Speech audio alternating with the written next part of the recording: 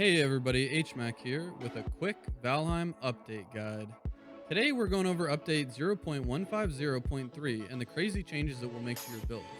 I'm going to explain how you can use these changes to your advantage in your own builds and how you would deal with some of the downsides of today's patch notes. As always, if you like the video and want to stay up to date with all the best building methods available, send me a like and a subscription and I'll make sure it's worth it to you. The first part of the update we'll cover is the new terrain modification system. They changed how our pickaxe, hoe, and cultivator interact with the terrain, and they've optimized it, so now any modification you make to the terrain using these tools will not come with a huge FPS loss on most systems. This also allows for faster terrain load time and priority, so when you run up to your base, you shouldn't see your base load in before the terrain anymore. Hey, I mean, that doesn't sound too bad, right? What does seem to be an issue for people, however, is when they use the new dev command optterrain, all one word. It will change any terrain that was previously modified to the optimized terrain of the new system with the intention of helping people who currently have poor performance in heavily terraformed areas. However, some users have tried this command and already seen the issues with it. Some people run the command and half of their terraform base has been removed because of the terrain changes, and either building pieces that were once grounded or not, or the terrain clips into the build and destroys it. Either way, I'd advise against using this command if you're worried about your impressive build.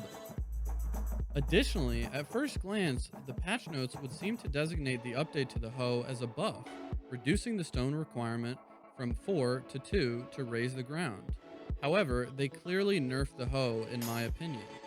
Prior to this patch, if you raise the land in one spot, then clip it over the side, you could cheaply and quickly raise a large foundation of land. If you want an example, I've put a clip in here from our last build video, the tallest build possible in Valheim. Now, when you attempt to clip, as you can see, it won't extend the top level out, so it may be cheaper every instance you use it, but in my opinion, you will likely have to use it more than twice as frequently as you would pre-patch, so you may end up having to use more stone in total. I guess they did save us, because if they kept the stone at 4 instead of 2, we would have been spending way more stone doing these crazy builds. Another large change in regard to terraforming is a nerf to the pickaxe.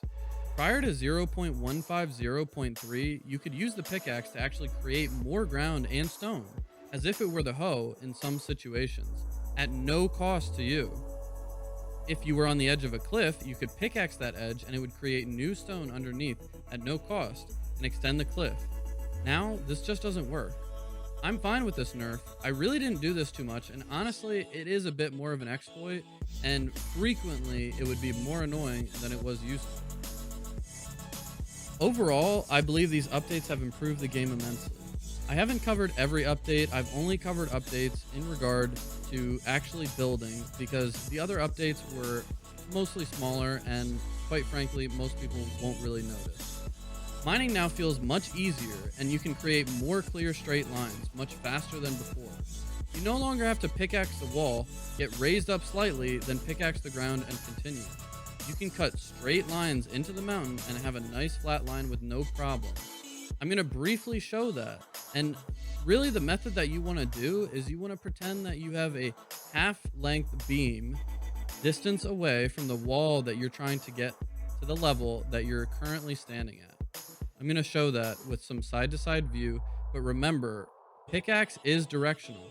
So you really want to point it straight at the wall if you're trying to level things out and not at the ground or any other position. If you go straight at the wall, straight down a line, and make sure your feet are always on the level of ground that you want everything to be at, then you should be able to produce very straight paths. You'll have to farm more stone when trying to raise land, however. It won't be as much as if they left the cost the same, but they were really just patching a free stone exploit, right? And best of all, this is going to allow us to push the boundaries of what we can and will build with better optimized systems. I get really annoyed because I like to create big builds and I want to create more content for you guys of crazy builds. But what I can't deal with is 30 FPS everywhere I walk. You know, I have a 5700 XT and I have a nice Ryzen 5 3600. But if my system can't even deal with the builds that I'm trying to create, then how can I expect a lot of other people to be able to do the same thing? So I'm very happy about this. I think it leaves a lot of possibilities open to us, and I'd really like to see what people are able to do with it. If you like today's video and you want to see more like these in the future, please slap a like on the video. It really helps a lot. We hit our like goal on the last video, but since this is an unplanned update video, I won't set any goal for you guys. Of course, beating last video would always be nice. So go ahead and drop a subscription if you want to, as always. And to stay up to date, turn the bell on so you can see it right when it comes out. Also, let me know down in the comment section what you plan to build now. Will you try building the tallest tower now, even after the nerf to the hoe?